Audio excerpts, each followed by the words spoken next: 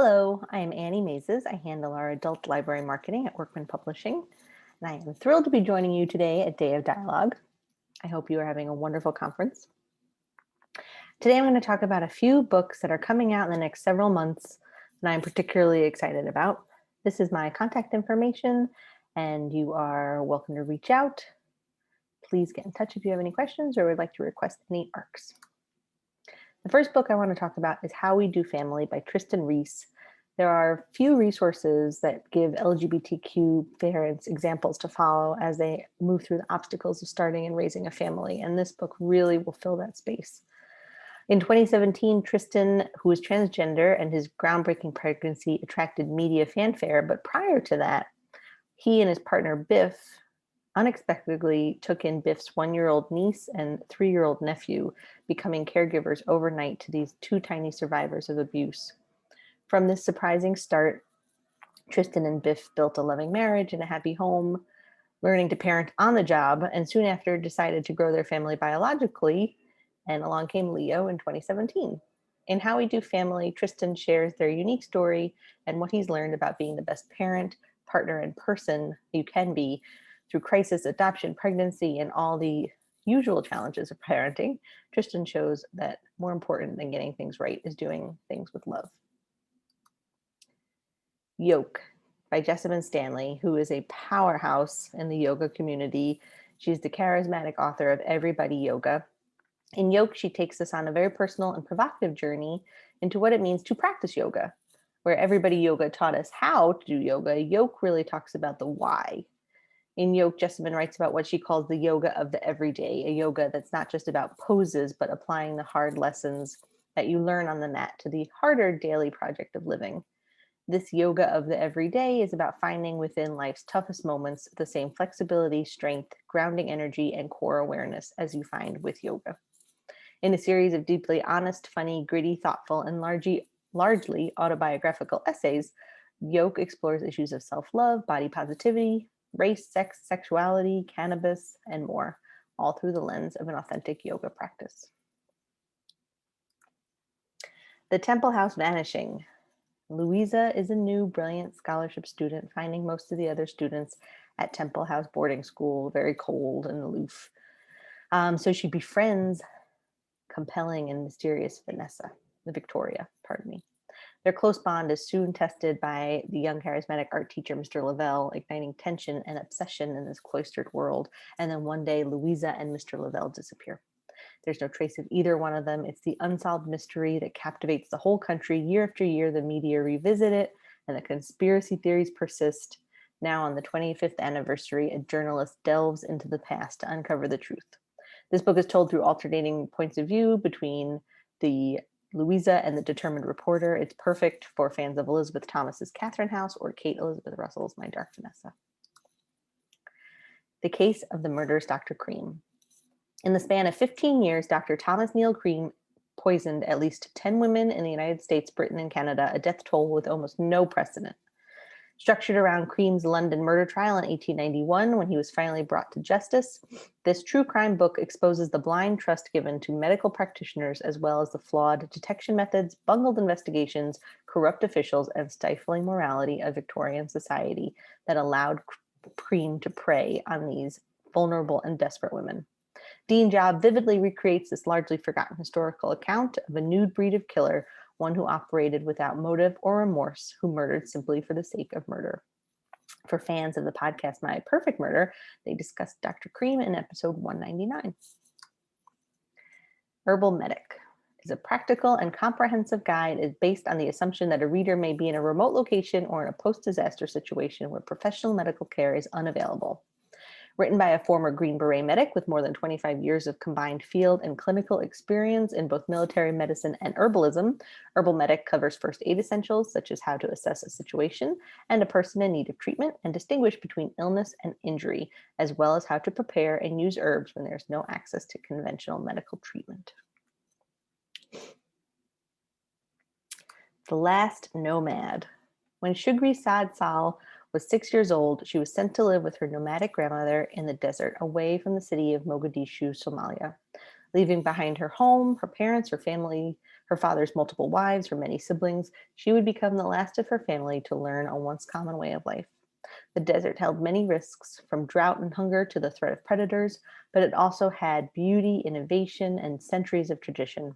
Shugri grew to love the freedom of roaming with her goats and the feeling of community and learning the courtship rituals, cooking, songs, poems of her people. In time, ultimately, the family was forced to flee as refugees in the face of a civil war, first to Kenya, then to Canada, and finally to the United States. There, Shugri would again find herself a nomad in a strange land, and she would approach each step of her journey with resilience and a liveliness that is all her own. This book is dramatic and witty and tells the story of tradition, change, and hope. The All-Consuming World. In Locus and British Fantasy Award nominee Cassandra Caw's first novel, a crew of diminished former criminals get back together to solve the mystery of their last disastrous mission. But the universe's highly evolved AI has its own opposing agenda and will do whatever it takes to keep humans from ever controlling them again. This band of dangerous women, half clone, half machine, must battle their own traumas in order to settle their affairs once and for all. This book is a page-turning exploration of humans and machines. It's perfect for readers of Anne Leckie, Ursula Le Guin, and Cameron Hurley. Shruti Swami had a beautiful short story collection out last summer called A House is a Body, and this is her debut novel. It's an accomplished and immersive coming-of-age novel set in Bombay during the 1960s and 1970s. It provides a rich cultural experience and a vivid exploration of relatable themes like gender, art, motherhood, as it follows the life of Vidya and her love affair with the form of dance called Kathak. Unearthing the Secret Garden.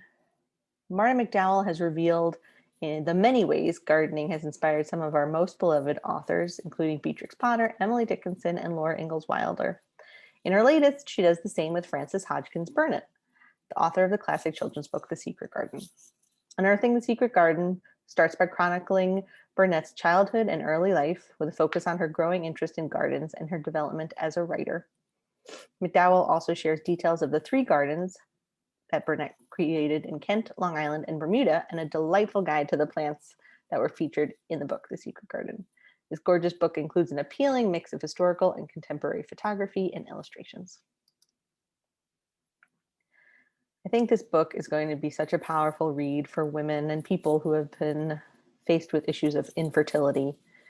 When N. West Moss finds herself bleeding uncontrollably in the middle of a writing class, she drives herself to the hospital where she's diagnosed with hemangioma and a hysterectomy is scheduled. Flesh and Blood follows Moss through her surgery, complications, and recovery as her thoughts turn to her previous struggles with infertility, to grief, to healing, what it means to leave a legacy. Moss's wise, droll voice and limitless curiosity lift this beautiful memoir beyond any narrow focus, and we learn about the inspiring women in Moss's family, her mother, her grandmother, her great-grandmother, as she sorts out her feelings that this line will end with her.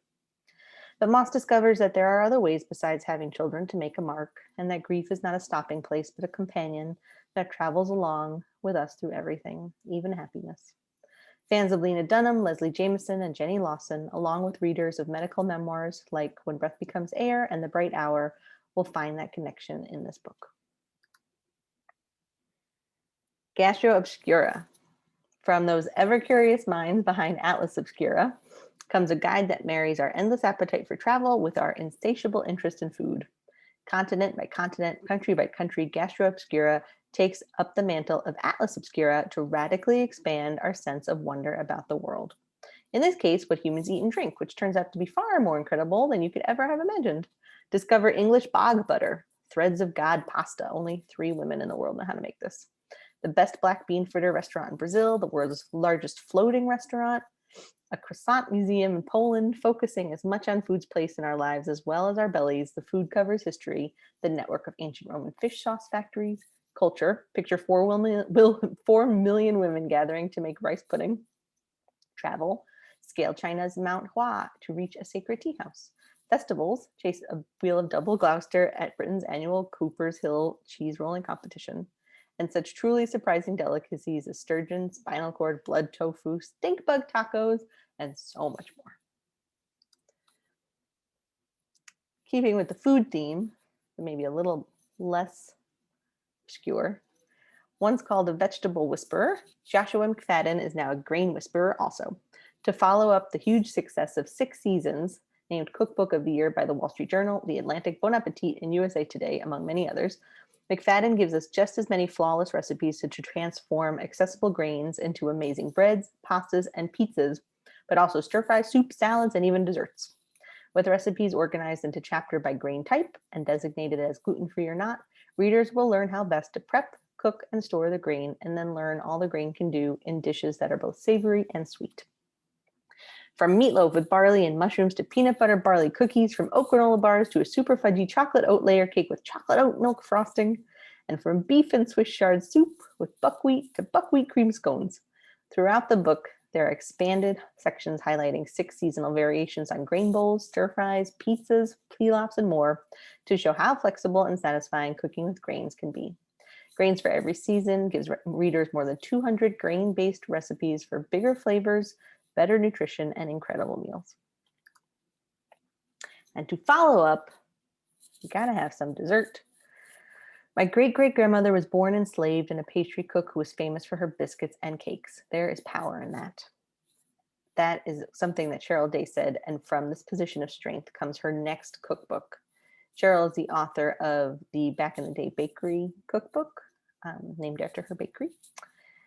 It is, in this cookbook, it's a complete book of Southern baking recipes written by this great-great-grandchild of an enslaved woman who is now one of our country's most acclaimed bakers. This epic book is filled with recipes for savory and sweet baked goods and pastries, and Day shares her time-tested techniques for making the best versions of them. Organized by category, there are coffee cakes and loaf cakes, layer cakes, cookies, pies, so much more. More than 150 beautiful photographs showing process and baking techniques, as well as mouth-watering finished recipe shots. And finally, How to Be a Girl. Mama, something went wrong in your tummy and it made me come out as a boy instead of a girl. When Marlo Mack's 3-year-old utters these words, her world splits wide open.